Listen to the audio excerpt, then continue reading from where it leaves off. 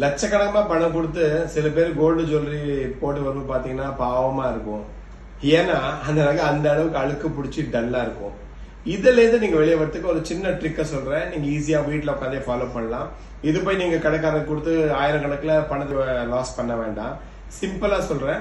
ஒரு பவுல்ல ஒரு வார்மான ஹாட் வாட்டர் எடுத்துக்கோங்க. அதாவது ரொம்ப சூடு வேண்டாம், ரொம்ப மிதமான ஒரு நல்ல ஒரு ஹாட் வாட்டர், விதன்னு ஒரு தண்ணி எடுத்துக்கோங்க. மைல்டு ஷாம்பு, அதாவது ஜஸ்ட் ஒரு நகத்தளவுக்கு ஷாம்பு போட்டு நல்லா நுர பண்ணிட்டீங்கன்னா வீட்டுல உங்க வீட்டுல டூத் பிரஷ் கண்டிப்பா இருக்கும்.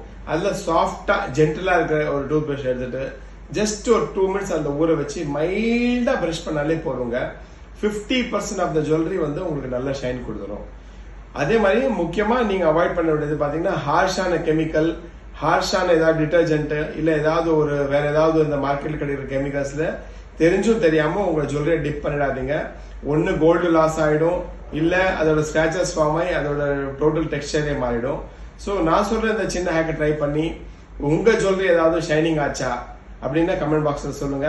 இந்த மாதிரி டிஃப்ரெண்டான சீக்ரெட் டிப்ஸ் உங்களுக்கு கொடுத்துனே இருக்கேன். என்னோட சேனல் வாய்ஸ் ஆஃப் கோல்ட் 1980 எல்லாருமே லைக் பண்ணுங்க, ஷேர் பண்ணுங்க, சப்ஸ்கிரைப் பண்ணுங்க. தேங்க்யூ.